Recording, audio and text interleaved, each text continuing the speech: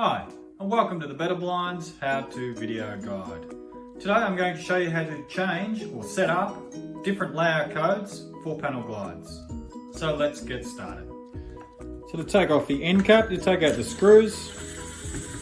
5 track will have 5 screws, 4 track will have 4, 3 will have 3 obviously. So take all those out. Once you have all the screws out, then you can just grab a screwdriver and push out the end cap. Like so, just prise it out.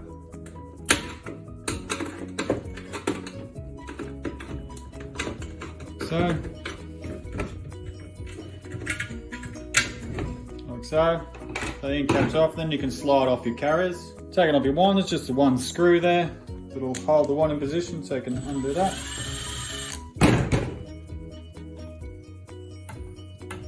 So it just comes off. So we're setting up for a 3, 4 or 5 A code today. Okay, so with an A code, it's locked off on the left hand end at the back of the track.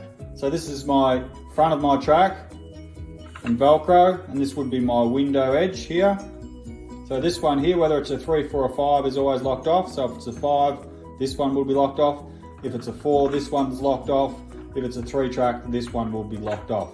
So to set it up, we have a T-stopper. So this is my first track, 1 control L stopper. My second track, T-stopper and L stopper. Third track, T-stopper and L stopper. And if we had a 4 track, it'll be T-stopper, L stopper. And if we had a 5 track, which this one is, T-stopper and T-stopper.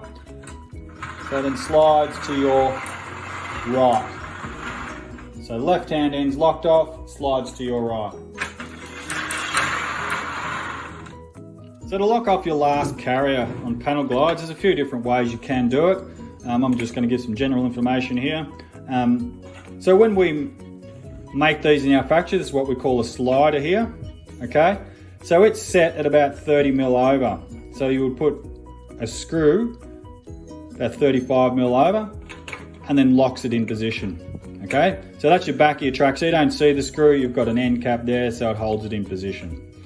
You can also put it on the top of the track. So if you're doing F codes or anything like that, you need to do a top of the track, you can put it in the top of the track as well. Again, you just measure over that 30mm. Another case scenario is that you may, because you're swapping these sliders around, and you're going to put this one into the last one and realise, oh, hang on a minute, that one's further over. You can put 2 screws, one either side, to lock it in position. Or you could move that slider back. It's just a screw, small screw that you take out and then slide it back to that 30mm. So there's a couple of different ways you can set that last carrier and lock it off.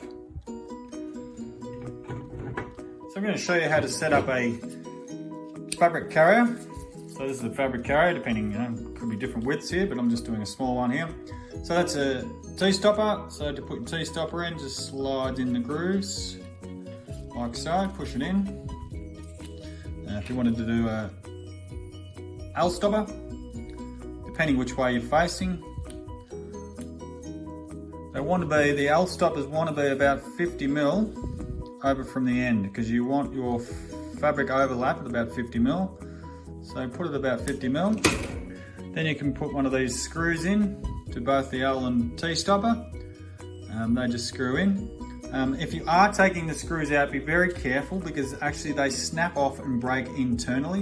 And once they snap off, it's very difficult to get the L or T stopper off if that small little screw has broken inside. So that's how you set an L stopper. So remember, 50mm over from the end. If you're putting a wand carrier on, again, it just slides on the extrusion, like so.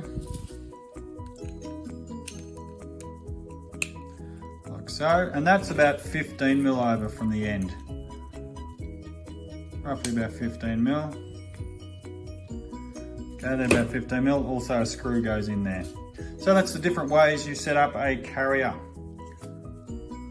So here we have our 5-track A code. So my left hand edge closest to my window is locked off, does not move. and my right hand edge slides back towards that.